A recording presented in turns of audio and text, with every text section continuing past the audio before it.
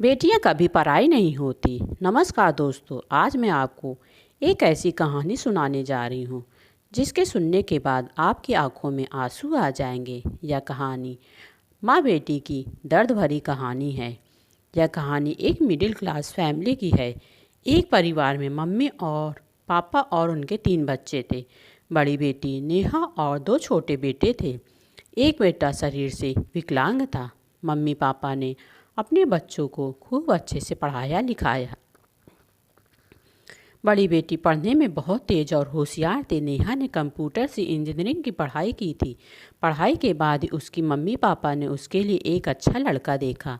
लड़के ने भी इंजीनियरिंग की पढ़ाई की थी।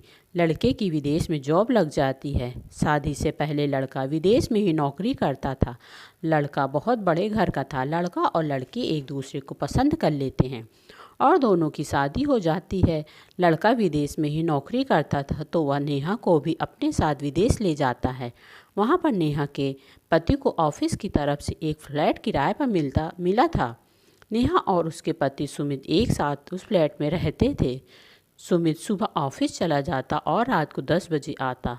नेहा खाना बनाकर उसका इंतज़ार करती, लेकिन सुमित आता और चुपचाप सो जाता। नेहा कई बार सुमित से पूछा भी, लेकिन सुमित बस इतना ही कहता कि बस मुझे ऑफिस में कुछ काम ज़्यादा होने की वजह से लेट हो जाता हूँ। 1 जनवरी को सुमित ने नए साल की पार्टी घर में रखी और उसने नेहा से कहा कि शाम को उसके कुछ दोस्त घर आएंगे तो वह उनके लिए कुछ खाने के लिए बना देगी। नेहा ने शाम को पार्टी के लिए पूरी तैयारी कर दी। सुमित के दोस्त शाम को जब घर आए तो खूब पार्टी इंजॉय किया और खूब खाया पिया और डांस किया। नेहा को यह सब बिल्कुल भी अच्छा नहीं लग रहा था, क्योंकि पार्टी में सुमित के दोस्त के साथ लड़कियां भी आई थी। वह भी खूब मौज मस्ती कर रही थी। नेहा को यह सब अच्छा नहीं लग रहा था तो उसने सुमित से कहा। सुमित ने नेहा से कहा कि तुम क्या जानो, यह पार्टी शहर वालों के लिए होती है, गांव वालों के लिए नहीं। नेहा और सुमित की शादी के 3 महीने हुए थे, लेकिन नेहा को सुमित का बर्ताव अच्छा नहीं लग रहा था। वह रात रात भर घर नहीं आता और कुछ पूछने पर नेहा को चिल्लाने लगता। नेहा उसके बर्ताव से काफ़ी परेशान थी, लेकिन जब कभी उसकी मम्मी उसको फ़ोन से बात करती वीडियो कॉल से तो वह हमेशा यही कहती कि सुमित के साथ उसे बहुत अच्छे से है। सुमित उसे सब जगह घुमाने ले जाता है और डिनर करने के लिए रेस्टोरेंट भी ले जाता है। नेहा की माँ को लगता था कि उनकी बेटी विदेश में जाकर बहुत खुश है। नेहा अपनी माँ से हमेशा बात करती, लेकिन उनको सुमित के बारे में कभी कुछ नहीं बताती। एक दिन नेहा ने अपनी मम्मी को फ़ोन मिलाया तो मम्मी कुछ परेशान लग रही थी। तब नेहा ने पूछा, क्या मम्मी आज कुछ परेशान लग रही हो? तब उसकी मम्मी ने कहा, नेहा बेटा, इंजीनियरिंग की पढ़ाई के लिए कितने रुपए खर्च होते हैं तुम्हें तो पता है ना। जो रुपए हमने बचा के रखे तो वह तुम्हारी शादी में खर्च हो गए। अब तेरा भाई भी पढ़ाई करने के लिए कह रहा है। पापा के पास इतने रुपए नहीं हैं तो तेरे पापा घर गिरवी रखकर 20 लाख का लोन लिया है। नेहा को कुछ समझ में नहीं आ रहा था। नेहा कुछ बोली नहीं। नेहा की मम्मी बोली, अगर तेरे भाई को अच्छी जॉब लग जाएगी तो लोन भी चुका देगा। नेहा का भाई एक पैर और एक हाथ से विकलांग था। वह कोई काम नहीं कर पाता था। मम्मी उसकी देखभाल किया करती थी और एक भाई ससुराल में था। एक दिन सुमित ऑफिस के काम से बाहर गया हुआ था। नेहा ने सुमित का लैपटॉप खोलकर देखा तो उसमें लड़के और लड़कियों की ढेर सारी फ़ोटो थी। सुमित के साथ एक लड़की की कई फ़ोटो थी। फ़ोटो के साथ उसने फ़ोन नंबर भी दिया था। नेहा ने उस नंबर पर कॉल किया। उससे पूछा कि तुम सुमित को जानती हो? तो उधर से वह लड़की बोली, हाँ, सुमित तो मेरे हस्बैंड है। इतना सुनते ही नेहा के हाथ पैर कांपने लगे। उधर से उस लड़की ने कहा कि आप कौन बोल रही हैं? नेहा ने तुरंत फ़ोन काट दिया। नेहा ने अपनी माँ को फ़ोन मिलाया। सोचा कि माँ को सब कुछ बता देती हूँ, लेकिन उधर उसकी माँ बहुत खुश थी।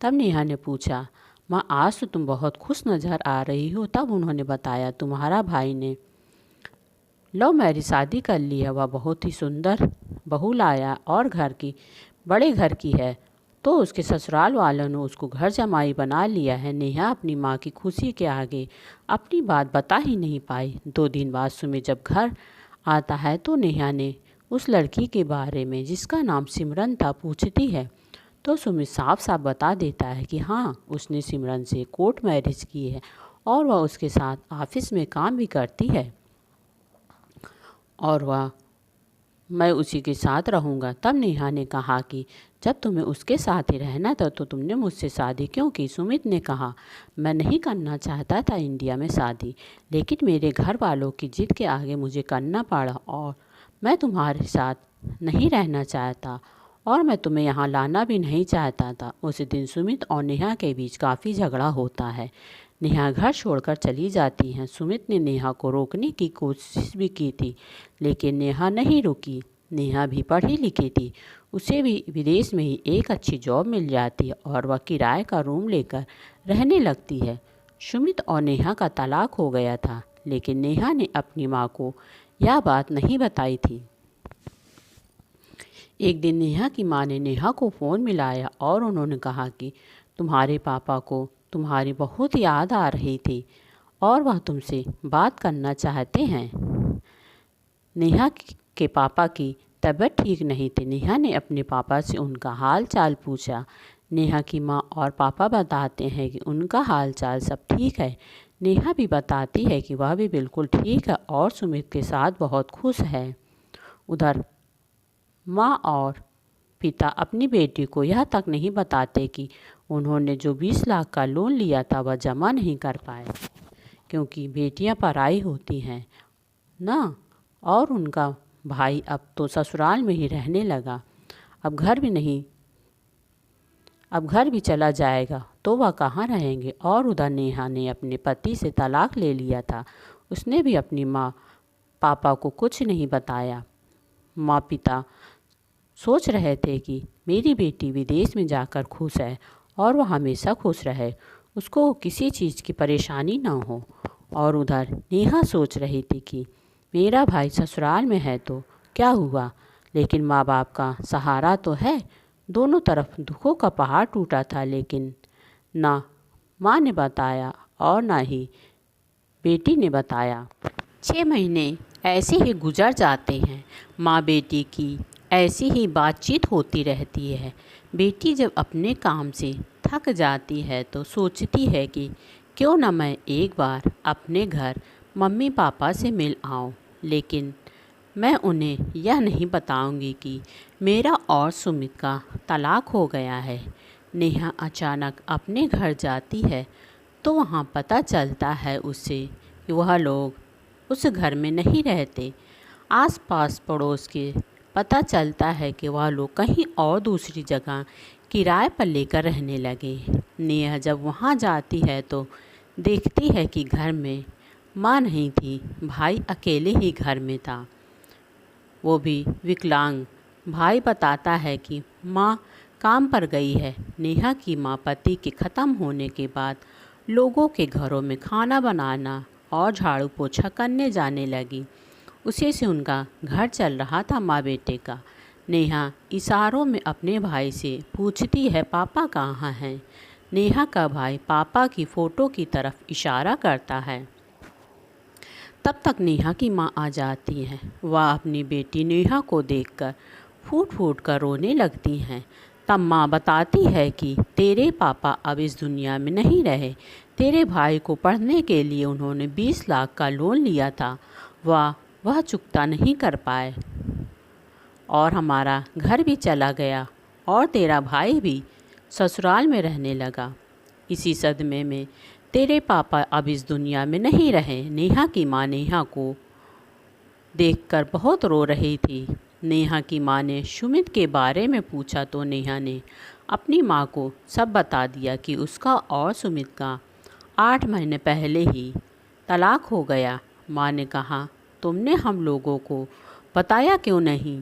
कम से कम मुझे ही बता देती, अकेले ही सब झेलती रही। नेहा ने कहा कि मैं कैसे बताती, मैं खुद इतनी परेशान थी कि मैं आप लोगों को और परेशान नहीं करना चाहती थी और मुझे वहीं विदेश में जॉब भी मिल गई है। नेहा अपनी मम्मी से कहती है, मम्मी चलो आप दोनों भी मेरे साथ विदेश चलो। नेहा की मम्मी कहती हैं, नहीं बेटा, हम लोग वहाँ जाकर अब क्या करेंगे, हम लोग नहीं जा पाएंगे।